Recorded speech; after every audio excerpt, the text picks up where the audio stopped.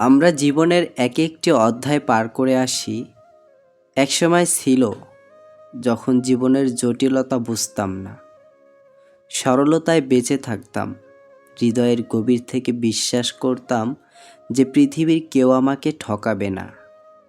কিন্তু সময়ের সাথে বুঝলাম সেই সরলতা আর বিশ্বাসের পৃথিবীটা কেবল কল্পনাই ছিল।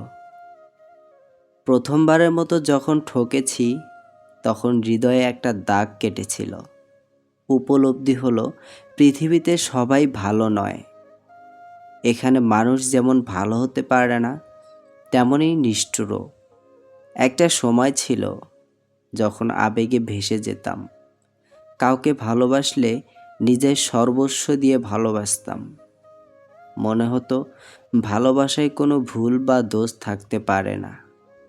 কিন্তু ভুল মানুষের কাছে সেই ভালোবাসা উজাড় করে দিয়ে বুঝলাম ভুলটা সময়ের, মানুষটার, কিংবা আমার আবেগের। সেই ভুল, সেই তীব্র কষ্ট আমাকে বদলে দিল। ধীরে ধীরে আমার আবেগগুলো নিস্তেজ হলো। নিজেকে শিখালাম পৃথিবীটা আসলে নরম হৃদয়ের জন্য নয়। জীবনের প্রতিটি ধাক্কায়, প্রতিটি ব্যর্থতায় মনে হলো নিজের একটা অংশ পেছনে রেখে আসছি। আজ আর আগের মতো উজাড় করে ভালোবাসতে পারি না। প্রাণ খুলে হাসিটাও হারিয়ে গেছে কোথায়। এক সময় যে পৃথিবীকে সহজ ও সরল ভাবতাম, এখন জানি এ কেবল এক মঞ্চ। এখানে সবাই অভিনয় করছে, কেউ হাসছে, কেউ কাঁদছে। আমিও সেই অভিনয়ের অংশ হয়ে গেছি। আমাদের এই বদলে যাওয়া আসলে জীবনের আরেকটা রূপ।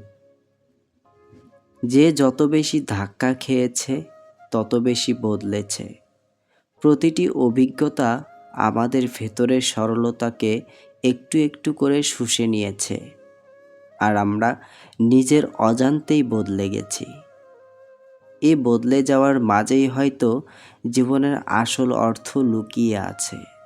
অসহায়তা থেকে শক্তির পথে, সরলতা থেকে বাস্তবতার পথে এক অনন্ত যাত্রা।